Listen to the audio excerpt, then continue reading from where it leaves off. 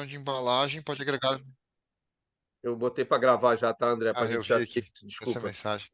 A pergunta mestra era como que a gestão de embalagem pode agregar valor ao negócio?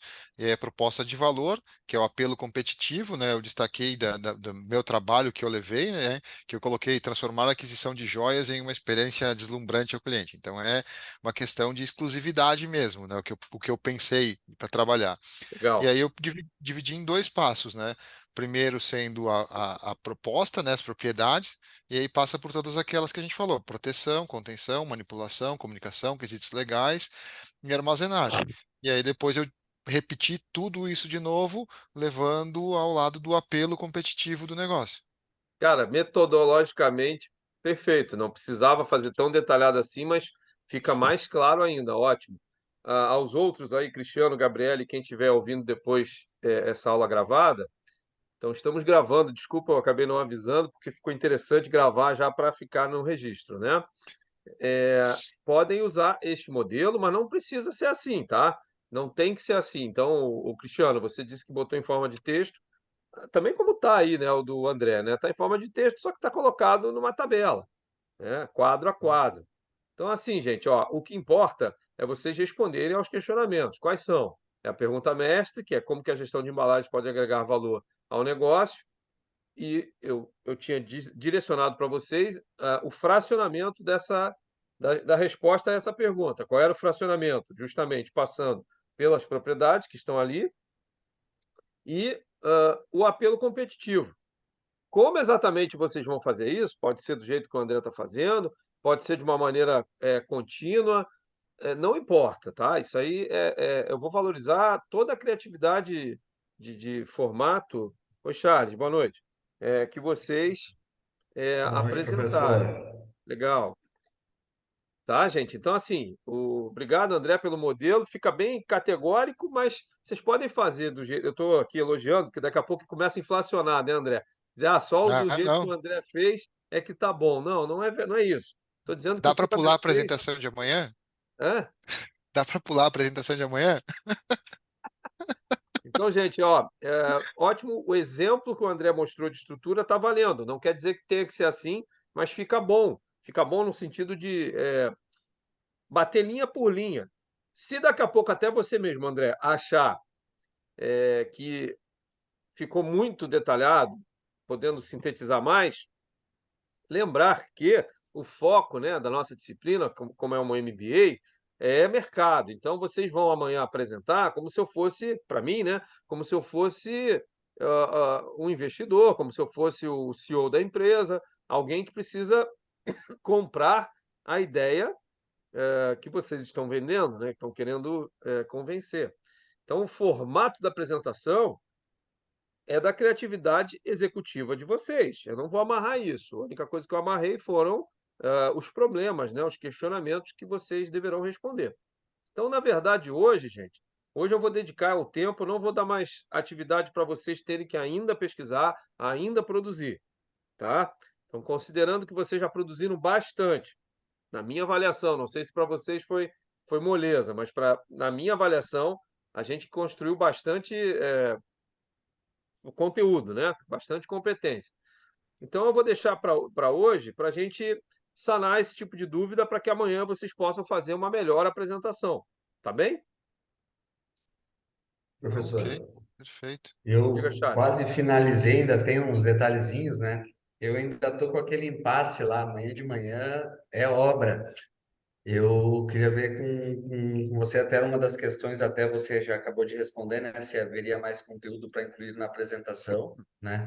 A não O ser que quanto vocês que... insistam. Conteúdo a gente sempre tem. Não. Não. Queria ver se daqui a pouquinho é possível, né? Ou eu só postar, ou eu apresentar no final da aula hoje. Aí eu queria ver o que podia fazer para a gente. Amanhã, de jeito nenhum, você consegue, em momento Eu algum, posso, começa às 9, né? de Poderia 9 às 12. começar, pode ser, posso tentar pegar uns 15 minutinhos, meia hora ali Não, não dá para isso fazer. tudo, não. 15 minutos no máximo. Tá, não, pode ser. Vamos se organizar. Vamos fazer isso. Vamos concentrar Pode ali ser. e no momento que você sentir que dá, Por isso que hoje eu vou dedicar o tempo para vocês arredondarem o trabalho, terminar o que eventualmente não terminaram e, depois de terminar, arredondar no sentido de ensaiar mesmo, né? De vocês se auto-ensaiarem. Não é para fazer aqui já uma prévia perante todos, não. É que nem show, né? Vai ensaiando para no dia da apresentação de fato fazê-la, tá bom? Que é amanhã. Tá, gente? Então, aqui, ó, em respeito ao horário, já adentramos aí 11 minutos, né, no horário de aula.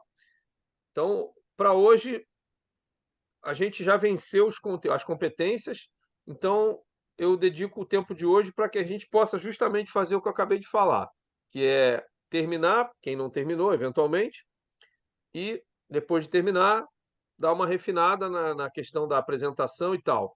Quanto tempo a apresentação, Capec? 10 a 15 minutos, não precisa levar mais do que isso. Tá? Oi, Jennifer, boa noite. Diretora, Boa noite, tudo bem? não esquecemos da direção. Ah, Tudo bom? Tá? Então, é isso. O momento de hoje, então, Cristiano, André, Gabriele, Jennifer, Charles e quem estiver assistindo depois, é justamente para vocês finalizarem, quem ainda não o fez, né? Quem ainda não finalizou, dar uma incrementada, dar uma ajustada e depois dar uma ensaiada, né? Porque assim, gente, ó, vamos lá. Foco dos problemas que eu coloquei para vocês são todos mercadológicos. E por que eu chamo de problema? Porque todo problema merece, é aquela questão que merece ser aprofundada e apresentada soluções. Por que ela merece ser aprofundada e apresentada soluções? Porque essas soluções, elas indicam prosperidade no trabalho das soluções. Então, por exemplo, lembra que eu falei, vocês acham que gerenciar, otimizar o consumo de papel A4, o consumo de clips na empresa, vale a pena fazer uma força-tarefa, um plano de ação para isso? Maldosamente, eu já estou direcionando aqui para não, né? Para uma resposta não. Mas isso é sério, viu? Vai da argumentação, da capacidade de argumentação que vocês tenham para dar a devida importância para a questão qualquer, no caso aqui, consumo de folhas, material de expediente. Na primeira aula a gente viu como fazer isso. Como é que a gente dá importância para as nossas argumentações? A gente conecta toda essa argumentação. É importante otimizar o consumo disso, é importante diminuir tempos produtivos, é importante reduzir custos, é importante implementar ou refinar as práticas de sustentabilidade ambiental e social, etc, etc, etc. Todos esses argumentos, como é que a gente dá relevância para eles? Não é eles por si só. Então, por exemplo, vai falar de sustentabilidade. Vocês vão olhar para mim e vão dizer assim: Capec, é óbvio que sustentabilidade é um atributo importante que, né, hoje em dia toda empresa no mundo tem que ter, etc, etc. Sim, só que como é que a gente dá a devida importância para o nosso contexto, para a nossa empresa? Conectando com as diretrizes organizacionais, que na primeira aula nós vimos, que é aquele papo lá de missão, visão, valores, lembra? Falem comigo. Vocês lembram? Sim. Tá? Então, é assim que a gente dá a importância para eleger problemas, porque problema já se pressupõe que merece um investimento de esforço em cima, merece um ataque, merece trabalhar em cima. Nem tudo é problema. Como eu ironizei aqui, material de expediente. A não ser que o orçamento de material de expediente esteja custando muito caro, a não ser que daqui a pouco o mercado está valorizando uma redução de consumo disso. Eu estou ficando velho, estou engasgando, só um minutinho.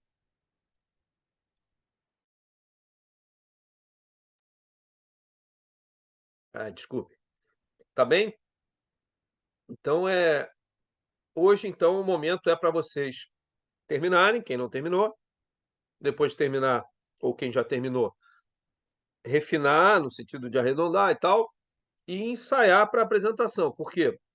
Essa apresentação, reforço, é uma venda de ideias.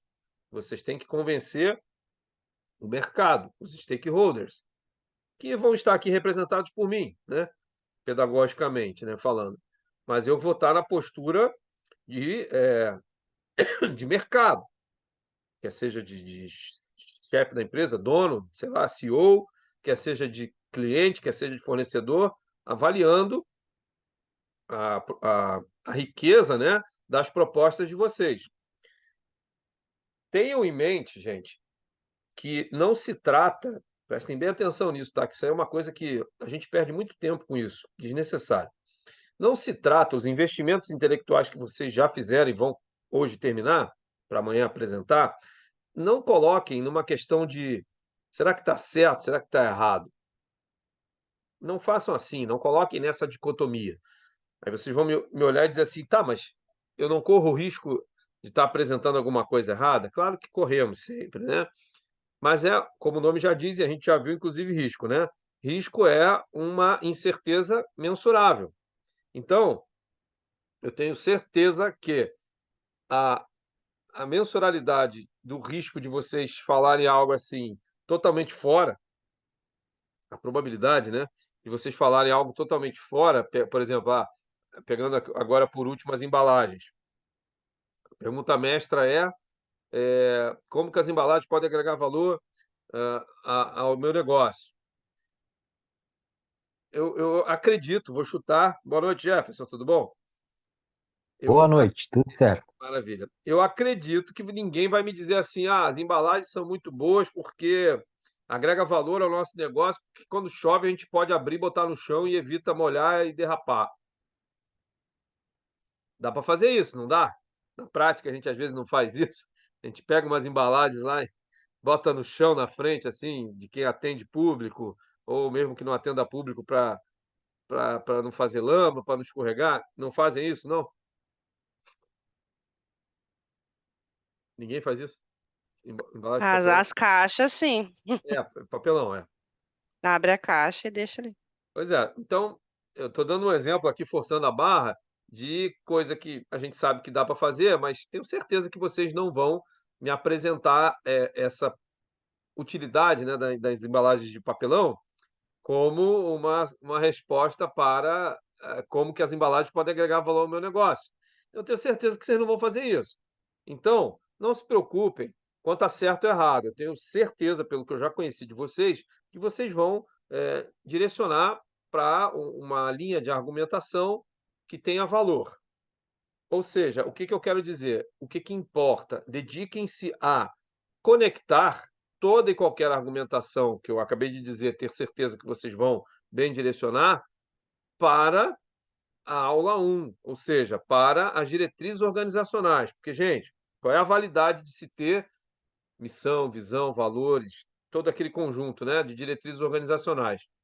Qual é a utilidade disso? É que todos os esforços gerenciais vão ao encontro dessas diretrizes. De duas, uma. Ou a gente não está fazendo esforços concorrentes que vão ao encontro, né, que corroborem com essas diretrizes, ou as diretrizes estão mal concebidas. Também tem isso, né? Estou falando na vida real, não estou falando aqui no trabalho que vocês estão fazendo. Como assim diretrizes mal concebidas? São aquelas que foram concebidas, às vezes, só para constar, para estar lá na parede, para bonito, né? Eventualmente para receber uma auditoria, para pleitear uma certificação de qualidade. Então, de duas, uma. Ou essas diretrizes elas só servem para bonito, para constar, ou a gente está fazendo esforços para reduzir custos, por exemplo, como meta, quando as diretrizes não primam por isso, as diretrizes primam por inovação. Então, mas se as diretrizes dizem A, B e C e não está incluso ali custos, por exemplo, então não quer dizer que a gente não possa fazer esforços para redução de custos? Sim, claro que pode. Então, eu dou exemplo de produtos Prime, de linhas, marcas Prime, de produtos Premium, né? Mercedes, automóvel. Eu não tenho dúvida, eu não sei, estou aqui arriscando dizer, mas eu não tenho dúvida que não é apelo competitivo da Mercedes, previsto no plano de gestão, planejamento estratégico, diretrizes organizacionais deles, não é apelo competitivo, ó, compre o Mercedes porque ele é um carro barato. Ele é um carro mais barato que os outros de mesmo nível. Eu tenho certeza que não tem isso, que não é assim o apelo deles. O apelo deles é para nível de serviço, para nível de material, enfim, é aquela proposta premium. Mas, não obstante, dentro daquela proposta premium, painel de madeira, não sei o quê, luz de LED, xenon, aquelas tecnologias todas embarcadas, eu tenho certeza que dentro deste alto nível de proposta, eles tentam ser mais eficientes, ou seja, fazer mais com menos, redução de custos, mas não é foco. Entendem isso? Inclusive, Mercedes tem um exemplo já concreto que ocorreu nesta linha tempos atrás, em 2008, 2009, e não deu certo. Vocês podem me dizer qual foi o produto que a Mercedes lançou com apelo, custo baixo, e não deu certo? Classe A?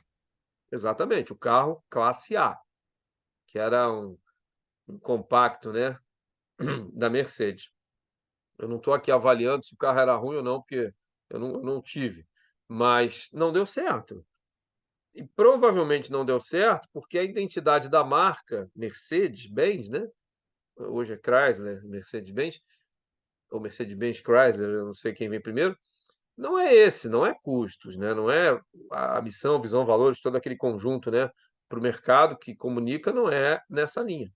Ou seja, os esforços produtivos, tudo isso que vocês estão trabalhando aqui ao longo das aulas, se fosse para a Mercedes, não seria para redução de custos, e sim para o nível de serviço, que certamente é o que aquela marca se propõe.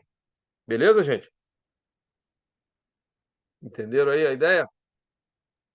Não, beleza, compreendido. Cristiano, Gabriele, falem comigo. Charles, Jennifer, Jefferson, tudo bem? Então, hoje, a ideia é deixar vocês trabalharem. Eu vou ficar aqui à disposição para a tirada de dúvidas. O que eu só peço para vocês é que não precisa. Capec, dá uma olhada no meu trabalho para ver se é isso. Eu tenho certeza que a direção, vocês estão na direção correta, a menos que realmente não tenham entendido. Capec, ó, da aula de embalagem lá, o que que é proteção e contenção, não entendi. Aí, beleza, a gente resgata aqui caráter técnico, né? Na questão lá de gestão de riscos, ah, as ações, né? Mitigar, reter, reduzir e negar, não me lembro bem a diferença. Beleza, vamos tirar a dúvida. Agora, não se preocupem em fazer uma prévia aqui, uma pré-apresentação. Não precisa, tá? Alguém tem alguma dúvida sobre algum tópico de aulas anteriores? Então, nós já tivemos 4 aulas anteriores, hoje é a quinta e amanhã a última. Fique à vontade. Professor, uma dúvida em si quanto ao trabalho, não de um tópico específico, né? Ao longo das aulas, a gente foi fazendo o trabalho em cima de determinados tópicos.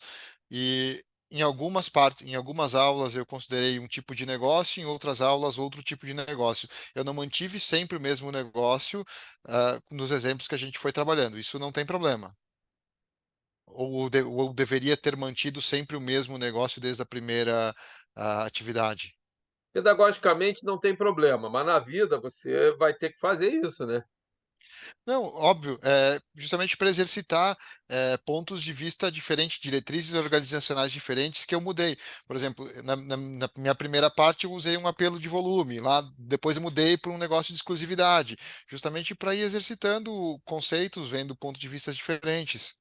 Perfeito, André. Justamente por isso que pedagogicamente está ótimo, porque daí vocês abrem mais o leque. Mas só para lembrar, né, por honestidade empreendedora, que na hora que vocês estiverem vendendo para alguém, vocês vão ter que fazer toda essa trilha para um determinado produto apenas, né? Pelo menos naquele momento. Claro. Mas está valendo Não, sem problema perfeito. nenhum. Muito pelo Ok, contrário, obrigado. não só sem problema nenhum, como muito de novo, muito bem pontuado por você. É bom também, porque daí vocês abrem mais o leque, já que estamos aqui para expandir a mente, né? Perfeito, obrigado. Moçada, alguma dúvida a mais? O que que eu vou fazer? Eu vou ficar aqui, tá? Online. à disposição de vocês. Se por acaso a gente entrar aqui numa sequência de ninguém falar nada, eu vou pausar a gravação para não ficar gravando nada, né? E à medida que alguém manifestar, daí eu gravo, porque para ficar registrado, né? Até para vocês depois, ou outros alunos que consultarem a aula em outro momento, ou vocês mesmos, possam assistir, né, ao debate da dúvida. Mas igual, alguma coisa agora que queiram, quer seja de conteúdo ou quer seja de forma, que nem o André questionou. Então amanhã o trabalho vocês vão apresentar 10 a 15 minutos, não vou ficar aqui amarrando, né, num trilho. Eu agora que eu vou criar um link para postagem desse material que vocês vão produzir, qualquer que seja, pode ser num Word, pode ser no PPT, planilha, não tem problema. Para vocês postarem, que eu preciso disso, né? Até para botar a nota em cima da postagem. Então, eu vou criar um link para a aula de amanhã, para vocês amanhã postarem o material qualquer que vocês produzirem, tá bom? Algo que Sim. queiram. Fala aí, Cristiano. Professor, eu tenho uma dúvida só em um tema, né, Tá, dessas várias, que é a parte da estrutura. Isso tá, para mim não ficou muito claro, né? O que que eu tenho aqui? Tem lá, bom, tem prateleiras, enfim, tem material lá, pessoas e equipamentos, layout e o picking. Mas dentro do produto, vamos lá, eu não preciso ter uma estrutura tão grande, eu não preciso ter uma. O que que eu colocaria nessa parte de estrutura? Vamos lá, é relógios, né, de alto padrão, né, o meu produto. tá. Então, essa parte de estrutura, ela fica um pouco, vamos dizer assim, bom, é para armazenagem, é para distribuição, é o que mais ou menos tu gostaria que fosse em que linha, né? Essa parte de estrutura. Tá. Bom, primeiro, ô Cristiano, só me permita, tá? Não é o que eu gostaria. Eu estou tentando fazer algo para que Sim, sim. seja bom para vocês. Mas a pergunta é pertinente, muito, por sinal.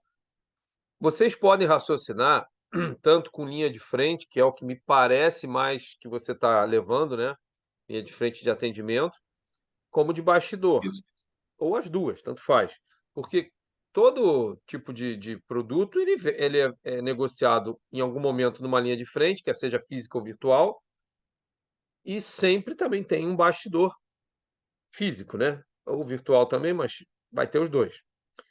Então, primeira coisa, vocês podem estar falando tanto da linha de frente, então no caso teu aí, tu pode estar falando de uma loja, de um atendimento, ou do próprio depósito, por menor que seja, Cristiano. Então é importante essa tua pergunta, porque assim, gente, ó, armazenamento não se trata de tamanho, não tem parâmetro mínimo volumétrico para se dizer, é só a partir de tantos metros cúbicos que a gente considera armazém. Armazém tem que ser um troço gigante. Não.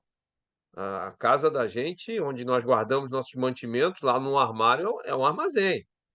Pequeno, mas é. Que tem todas essas propriedades aí que a gente trabalhou aqui na aula. Tenho certeza que tem alguma bagunça lá, alguma coisa empilhada, o layout não está muito bem facilitado, o fluxo de respiração não está bem para separar a coisa, para pegar. Tudo que a gente falou aqui se aplica a grandes volumes, milhares de metros cúbicos, como centímetros cúbicos, às vezes, metros cúbicos, né? Tá. Então, como é que tu vai tratar se for uma estrutura pequena? Por exemplo, uma loja, tá, que trabalha com joalheria, relógio, né, o Cristiano?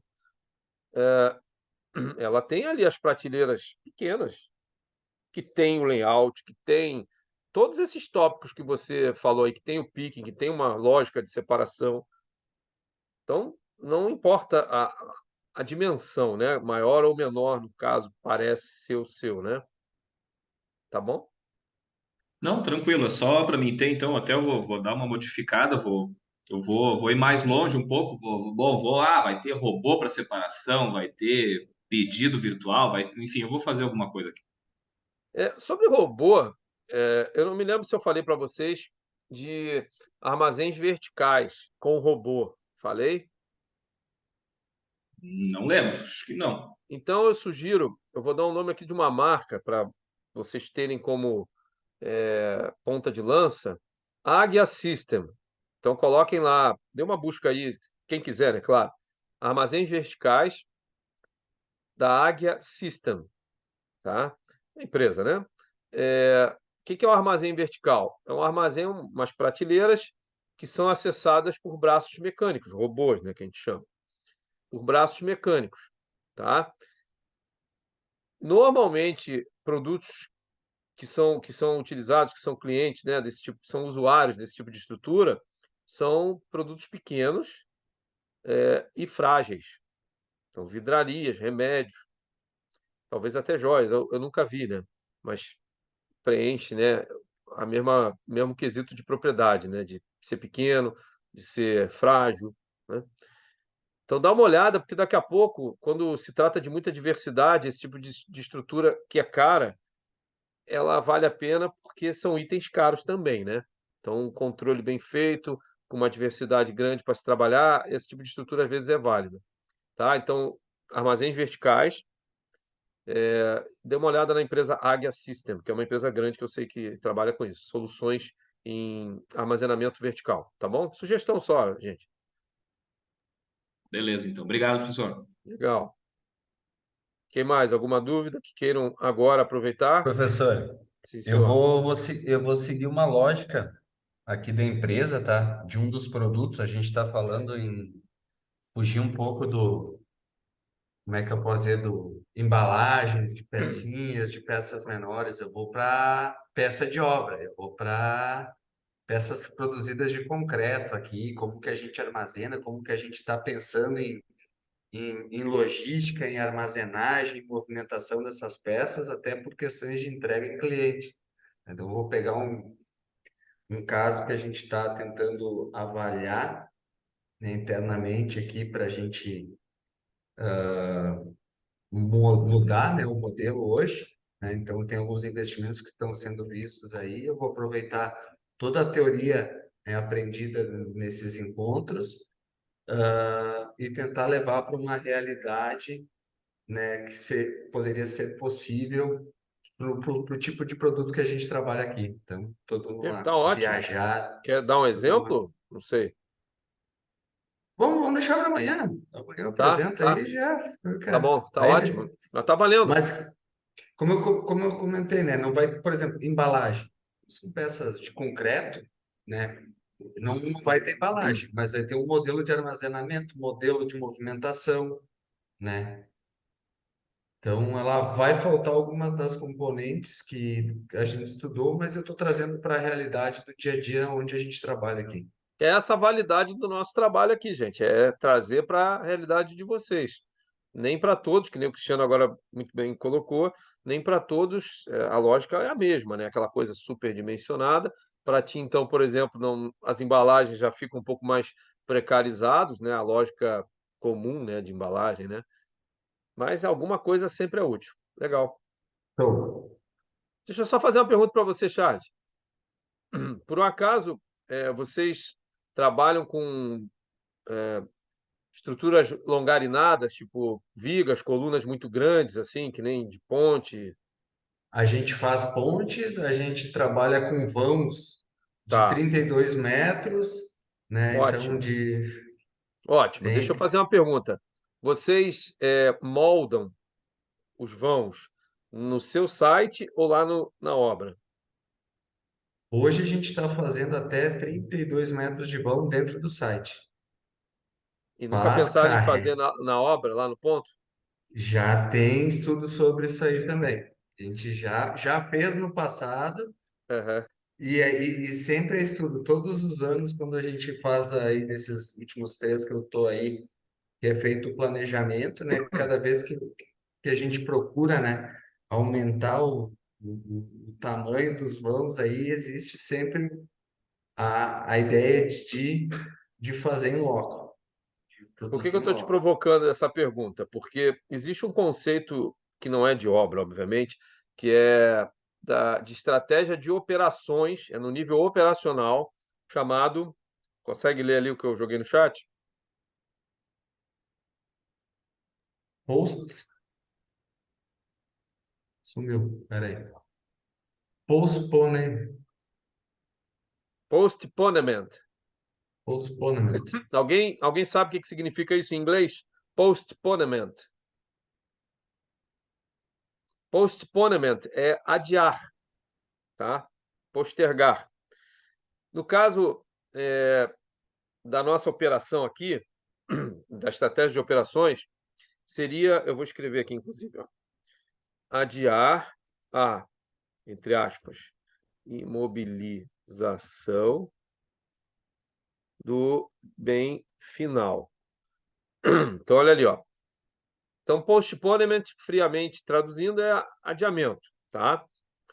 Mas para a estratégia de operações, qualquer área que seja, qualquer operação que seja, obra, serviço, etc., é adiar a imobilização do bem final. Quando eu coloquei, entre aspas, a imobilização, o que significa isso? Então, vou dar um exemplo mais fácil de perceber, depois a gente tenta jogar para a tua realidade, tá, Charles? Um produto que tem a cor, carro, por exemplo. Carro tem cores, né? Ou melhor, vamos falar comida. Pode ser carro, depois a gente vai para comida. Carro tem cores. Quem produz carro, quem monta carro, né? Carro é uma montagem, depois das peças fabricadas, tudo depois vira uma montagem. Não sabe exatamente, né, qual cor ou quais cores, qual distribuição de cores na proporção e tal, que precisa exatamente montar, pintar, né? Só que, de um outro lado, se a fábrica ficar esperando os pedidos chegarem, está sujeito à concorrência abocanhar, porque daí ela toma o risco de produzir carros de determinadas cores, com estudo de mercado histórico, etc. Costuma sair mais cor vermelha, cor isso, cor aquilo. Então, se a determinada fábrica, de determinada montadora, esperar para a demanda, né, just in time acontecer, está sujeito um just in case da concorrência ganhar. Ou seja, just in time seria o ideal, né? A gente só imobilizar o bem, no caso aqui, por exemplo, da cor, depois que tiver a certeza de que é aquela cor que tem já um pedido. Esse seria o melhor dos mundos. Mas a gente sabe que o melhor dos mundos nem sempre é o mundo viável, é o mundo da nossa realidade. Então, o que normalmente se faz? Se faz um estudo, né, uma previsão de demanda, tanto em quantidade quanto em qualidade. E dentro da qualidade não entra só a cor, tem modelos, estou falando de carro, mas vale para qualquer produto.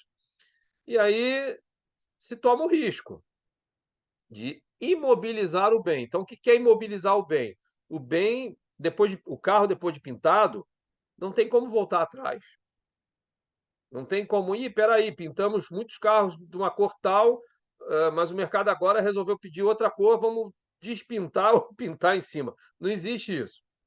Pelo menos até hoje, né? Não existe essa operação. Então, quando eu falo imobilizar o bem, é quando a configuração do bem ela não volta mais atrás. Pode ser pintura, pode ser uma solda, pode ser uma concretagem. Você não tem como desmontar o concreto depois dele usinado. Você tem como desmontar se for encaixado, né? Botar ali a longarina para cá, a longarina para lá e tal. Mas depois de usinado, jogou na forma ali, endureceu, eu não sei. Não existe tecnologia para isso, né, Charles? Ainda, né? Então, essa técnica de postponement, ela é muito interessante para a gente raciocinar. Em que sentido? No teu caso de obra, eu já vi muito isso ser aplicado da seguinte maneira: o normal é o quê? Quem produz esse tipo de longarinado, de estrutura, produzir no seu site, né? Porque daí você concentra os meios de produção ali, você controla, enfim. A lógica básica, né? De você agrupar, concentrar os meios de produção. Beleza, no caso, no site, né, na empresa onde você faz. Mas por que cogita-se a hipótese, a ideia, qual seria a potencial vantagem, né, de você, ao invés de fazer essa operação de, eu não sei como é que é o nome que dá, mas de enxertar ali o molde com a estrutura de Concreta. É concretagem mesmo. a Aqui é concretagem, né? Então, qual é a lógica de você pensar em fazer essa concretagem lá mais próximo do local onde, de fato, depois de montada, essa concretagem vai ser armada? Porque você evita, por exemplo, deslocamentos problemáticos. Você fazer um deslocamento de um longarinado é problemático. O que é problemático? É caro, você tem que ter escolta, você está sujeito a acidentes. problemas decorrentes, né? Seguro. Seguro eu não sei, mas roubar um troço desse é bem difícil. Mas é seguro por acidente, né? Isso aí. Então, a, a grosso modo falando, há de se refletir sobre os ganhos potenciais de você, ao invés de montar tudo, a parte de aço, o molde e a concretagem em si, no teu site, para depois fazer toda a movimentação, que daí também precisa de mais equipamentos para movimentar, para embarcar, para deslocar, depois de novo, equipamentos para desembarcar e fazer a manipulação no local, daqui a pouco tu fazer, economizar todo esse processo e fazer toda essa concretagem lá. É claro que ao fazer isso, também vai ter que ter meios em quantidade maior de produção para estar fazendo isso em capilaridade maior, né, do que centralizado. Então isso não é uma certeza de ganho, mas é uma possibilidade que para alguns negócios, dependendo da onde você vai montar, por exemplo, qual trajeto você vai ter que levar, é muito complicado você levar longarinados concretados. Tá? Então, só um exemplo. E postponement, ele tem tipos diferentes. Eu estou dando um exemplo aqui de postponement de fabricação, mas pode ser também de montagem, mas pode ser também de etiqueta, de embalagem. Vamos falar do de montagem, aí vamos falar de pizza. Quando você chega numa pizzaria, você tem um cardápio com dezenas de sabores ali, né? Será que lá na cozinha, lá no bastidor, né, lá no armazém, Cristiano, cozinha é um armazém, né? Pequeno. Será que você tem todas aquelas pizzas, aqueles sabores já montados? Provavelmente não. O que que você tem? Você tem a pizza disassembled, desmontada. Você tem a massa, que às vezes até é pizzaiolamente feita na hora. Você tem os ingredientes que também vão ser montados na hora e depois vai ser assado na hora. Isso aí não tem jeito, tem que ser realmente assado na hora. Se bem que poderia estar congelado também. Chinelagem, mas poderia. Na pizzaria, tu chegar lá com pizza congelada é brabo, né? Mas é uma possibilidade.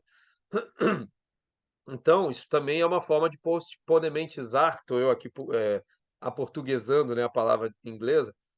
Então, você poderia fazer o postponement para a montagem.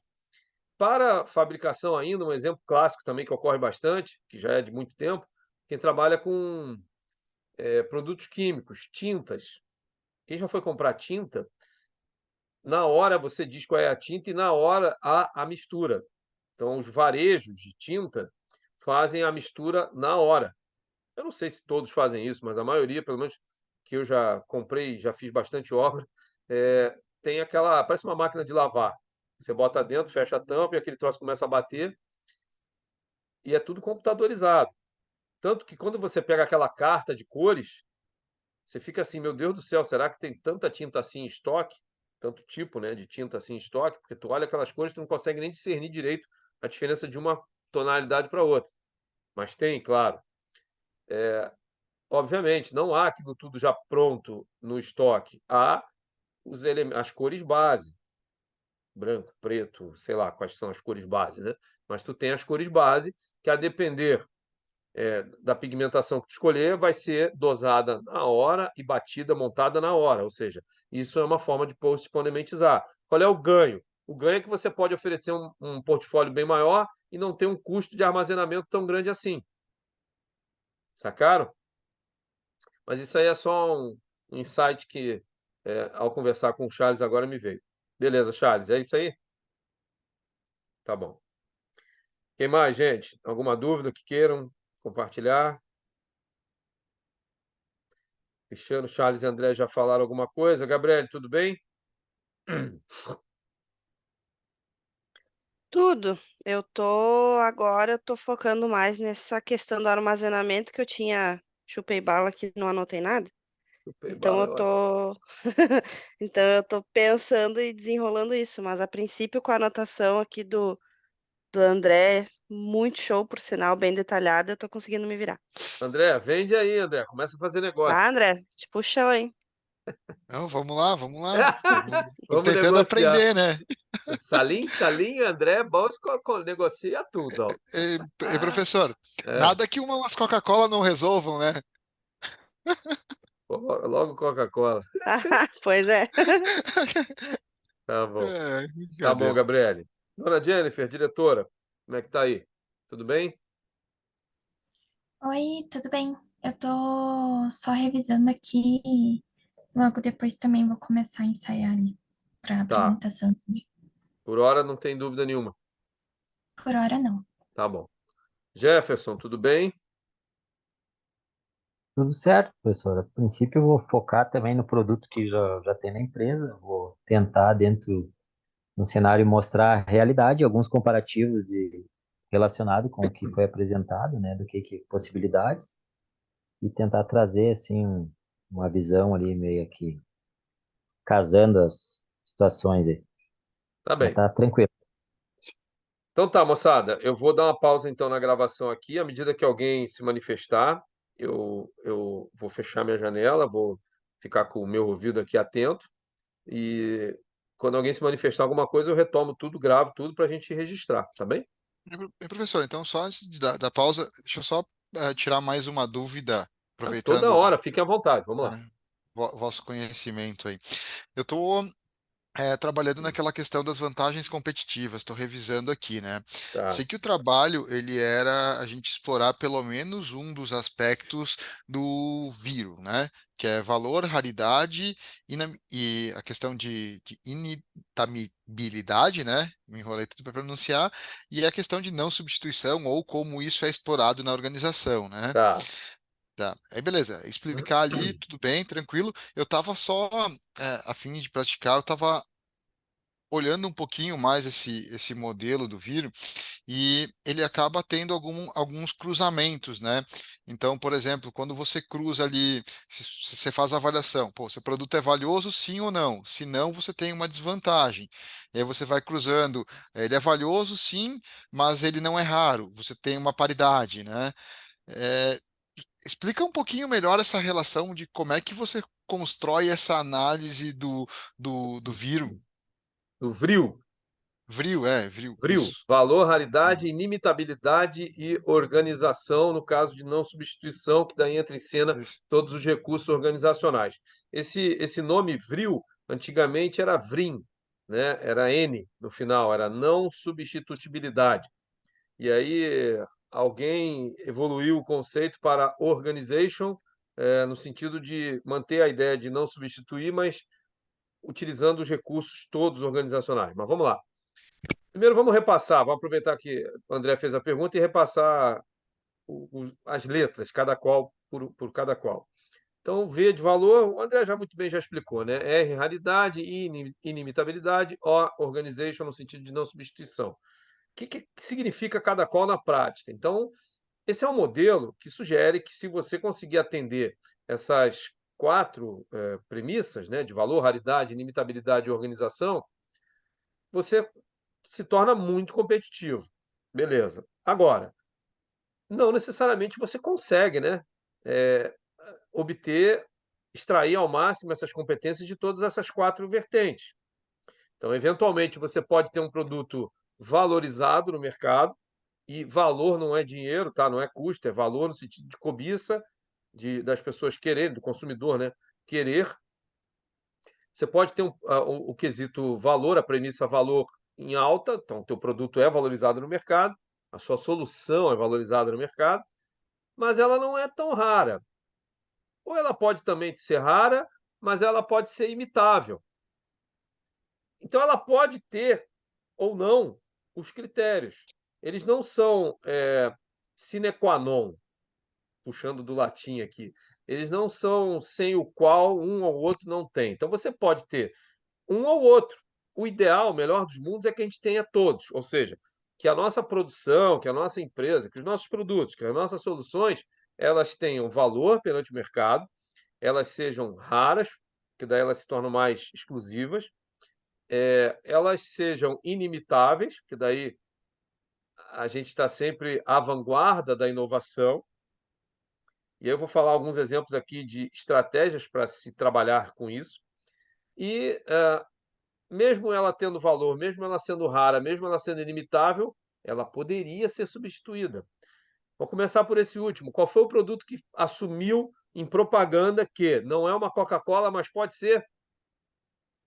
Não tem Coca-Cola, mas pode ser. Qual é o produto? Pepsi. Pepsi. A Pepsi, assumidamente, se colocava no lugar de segundo melhor refrigerante. Não brigava pelo primeiro. Ela dizia, não tem Coca, mas pode ser. Pode ser o quê? A Pepsi. Vocês não lembram dessa propaganda, não? Então, mas tinha, tá? E não é de tanto tempo atrás, antes que vocês comecem a me acusar de velho. Não é dos anos Cabral, não. É anos 2000, alguma coisa. Então, isso do não substituível, né? A parte do I, de não imitável, é uma questão da solução ser de difícil cópia. Ou seja, não ser tão benchmarkizável assim. E aí, tanto a parte hard, tangível, quanto a parte soft, intangível. Exemplo, Dell. Qual é o diferencial? Quais são, né, os diferenciais que a Dell sempre teve? Começou com aquela possibilidade de customização, ou seja, monte seu computador a partir de configurações pré-disponíveis. Então você tinha lá, até hoje tem, né? Tu entra no site da Dell, comprar um Note. Você pode montar o seu Note a partir das configurações existentes. Como assim montar? Você escolhe o tamanho de HD que você quer, a memória RAM que você quer, o processador que você quer, tamanho de tela que você quer. Não sei quais seriam as outras partes ali que estão disponíveis para escolher. Mas basicamente essas. Então, esse foi um grande diferencial que a Dell, no primeiro momento, apresentou. Ou seja, ninguém oferecia isso. Então, isso não era imitável, né? Ninguém conseguia imitar. Depois passaram a imitar. O que a Dell foi além? A Dell, e olha que a Dell não é o Note mais barato e nem é o Note de design mais bacana. Ela não é reconhecida como, falando da linha Note. Claro que tem a linha servidor e tal, né? Mas a linha Note não é mais barata e não é a de design mais bacana. Mas mesmo assim ela vende bastante. Sob qual apelo? Além desse que ainda existe, né, da customização. É o do pós-venda, da assistência técnica. Esse aí até hoje ninguém imitou. Alguém tem Dell aí? Quem tem Dell, você já teve que usar a assistência técnica da Dell? Já usei. Você teve que Já. deixar teu Note em alguma loja ou alguém veio ao teu encontro? Na verdade, usou remoto nas vezes que eu usei. E, Perfeito, na, e o meu computador do trabalho também é Dell. Aí eu já não sei como funciona, porque é o pessoal da IT que resolve lá. perfeito. Mas, A mas é pelo lógica menos da usei. Dell, a inimitabilidade, né, que a Dell consegue manter, é justamente de não deixar você sem o teu recurso para fazer manutenção. Qual é o normal? Você teve alguma pane no teu Note, tu vai ter que levar, vai ter que entregar, vai ter que deixar numa assistência técnica, representante, autorizado, enfim. E você vai ficar aquele tempo ali sem o teu Note. Então vai ficar mal, vai quebrar as pernas. Então qual é a lógica que a Dell teve? Não deixar isso acontecer. Então, quer seja remota, quer seja presencialmente, quer seja deixando o produto substituto para quebra galho, enquanto você, de fato, se for diagnosticado necessidade de recolhimento, né? Você não ficar sem o uso, sem a solução. Convenhamos, não é uma sacada assim super mega de outro mundo, né? Mas até hoje ninguém oferece isso. Eu não sei se, operacionalmente falando, em termos de custos, isso é superavitário, não sei. Não tenho acesso a esses dados, a essa planilha de custos. Mas o que eu sei é que só a Dell oferece isso e isso é uma coisa muito bem-vinda, principalmente com quem trabalha com servidor. O servidor não pode cair nunca, né? Tá bom? Ah, a parte da raridade. A raridade, o nome já diz, né? É mais para o apelo da exclusividade. Então, o Cristiano com as suas joias. Cadê quem mais aqui que trabalhava com coisas exclusivas aqui? Acho que era o Cristiano com as joias mesmo, né? Então, joia tem um apelo de exclusividade, né? Não é commodity, certo, Cristiano? É isso aí mesmo, professor. É um apelo bem diferente. Joia não é commodity, né?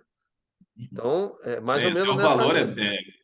e até o valor que agrega é diferente, né? Tem esse apelo, né? De estar usando uma joia que, de repente, o valor da matéria-prima é muito baixo comparado ao valor que ela tem, né? Depois de pronta. Exata. Boa, boa, bem lembrado, né? Porque às vezes o valor, no sentido de custo e tal, quanto custa a matéria-prima em si, nem não condiz com o produto final depois de Exatamente. elaborado. Perfeito, perfeito. O design dela, na verdade, né? O que ela pode representar, né? Exato, o polimento e tal, no caso de joia, né? Bacana. É que nem matéria-prima de chip, né, gente? Silício não é uma matéria-prima cara. Silício.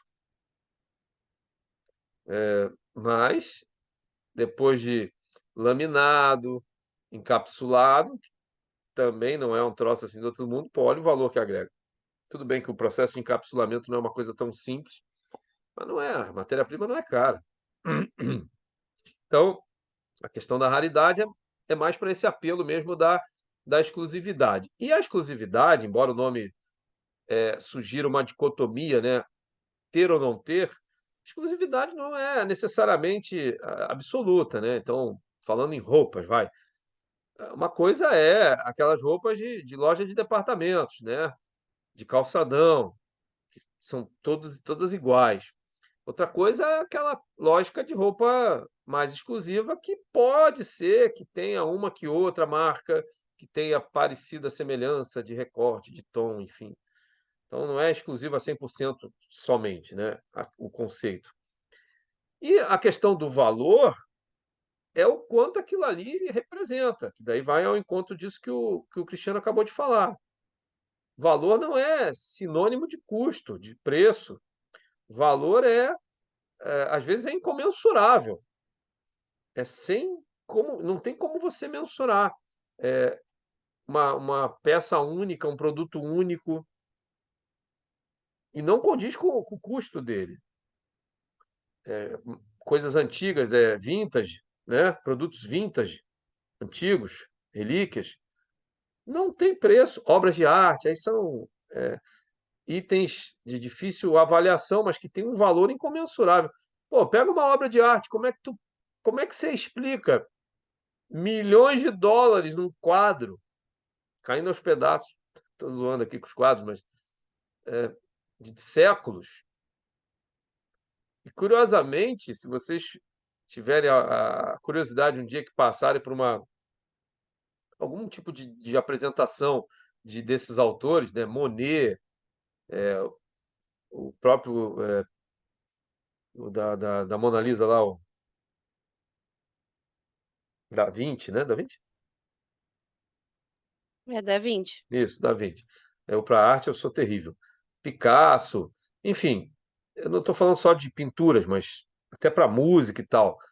Olha que curiosidade, né? Muitos desses artistas, perdão, artistas, tiveram valor reconhecido post-mortem, depois de morrerem. Inclusive, eu expando esse raciocínio para obras intelectuais. Então, muitos conceitos que hoje em dia são utilizados, enquanto a pessoa que criou era viva, não tinham o valor que tem hoje. Por diversos motivos, porque não se conhecia ou porque não se tinha as devidas aplicabilidades. Em logística, que é a minha área, por exemplo, a aplicabilidade das etiquetas de radiofrequência, o exemplo mais comum que a gente vê aí são aqueles brincos nos bois, ou no supermercado, alguns itens têm, que são gilete, refil de gilete, que aí tem cara e tal, eles estão dentro de uma caixa, então tem uma tagzinha num volume maior, branca ali, uma etiqueta, né, retangular, compridinha assim. Ou em lojas de departamento, Renner, C&A, que acho que todas as roupas têm um botão, um grampo, que na hora que passa no caixa a pessoa lá tem que tirar, né? Que tem um alfinete de um lado do outro. Aquilo ali é uma etiqueta de radiofrequência, que tem várias funcionalidades. No caso das lojas ali é só para apitar antifurto, né? E no mercado também, mas no caso do boi é para armazenar informações e tal. Essa tecnologia ela foi criada lá na Segunda Guerra Mundial, com a base na tecnologia de radar, de ondas sonoras.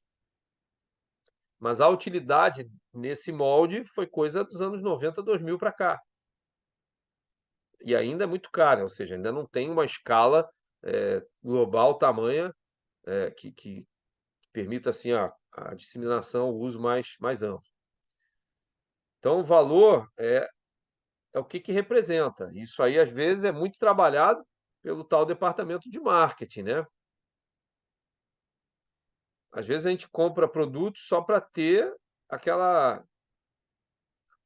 o último lançamento, porque para nós é importante. O André estava falando antes de inimitabilidade, eu acabei esquecendo, e agora em paralelo aqui eu me lembrei. Vocês acham que a Microsoft, baita de uma empresa, Bill Gates, ele não teria capacidade tecnológica, intelectual tecnológica, de impedir tamanha pirataria? Todo mundo tem aí algum item provavelmente pirateado da Microsoft, né? Quer seja o Windows, quer seja o Office. Sim ou não? Não. Não podemos falar que sim, né? Mas é provável que haja. Vocês acham que isso é de graça? Vocês acham que, pô, o Bill Gates não tem capacidade, né? Claro que sim. Qual é a estratégia que se imagina? Também não sei, não conversei com ele, mas qual é a estratégia que se imagina? À medida que ele deixa isso aberto, ele evita que a concorrência, os clientes vão para a concorrência, para o Linux, para o iOS, para outros sistemas operacionais concorrentes. A própria Google também tem a sua, né? Então, e claro que ele tem uma linha premium que essa daí não vou dizer impirateável, mas muito mais difícil, que tem mercado cativo que paga o quanto vale a pena manter só essa parte e a outra deixar aberto, para evitar que vão para a concorrência.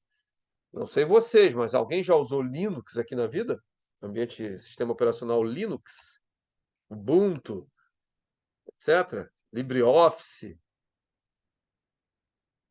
Para quem está acostumado a usar, Muitos anos atrás, mas é péssimo, né? é terrível, né? A gente fica com aquele ranço, né? Pô, esse Hum, calque aqui não é igual ao uhum. Excel. É brabo. Então, parabéns para o Bill Gates. Essa é a moral, tá bom? Beleza, André? Então, o Vril ficou melhor assim? Sim, ficou melhor. Consegui entender. Basicamente, a gente vai sair com alguns resultados dessa análise. Então, você tem uma vantagem ou não tem, você tem uma paridade, vai ter uma vantagem durante um tempo, ou tendo todas essas quatro condições aí, você tem uma vantagem competitiva interessante diante ao mercado.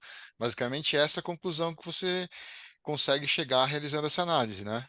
O melhor dos mundos é a gente conseguir ter as quatro, mas, como eu disse, o melhor dos mundos às vezes é inviável.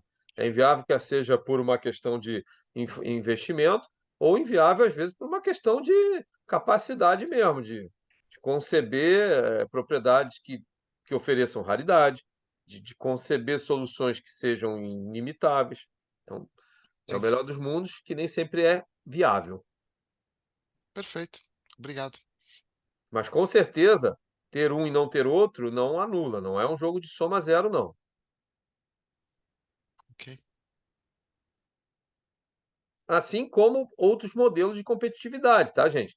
Então, esse modelo aí é um modelo, mas a gente tem, por exemplo, o do Porter, das cinco forças, né?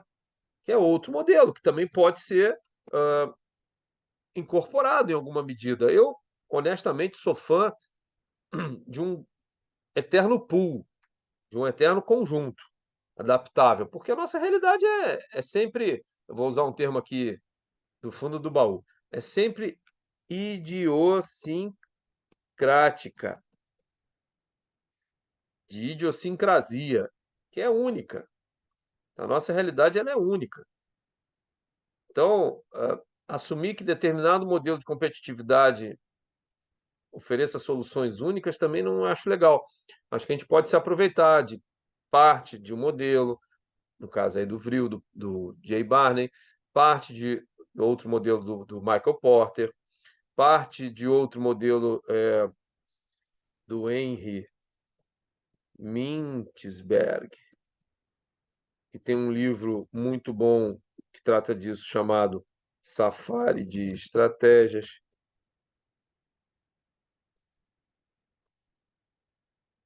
Tá? Como não era escopo aqui da disciplina, eu não aprofundei, mas estão aí os links mentais para quem quiser aprofundar. Beleza, gente? Que mais?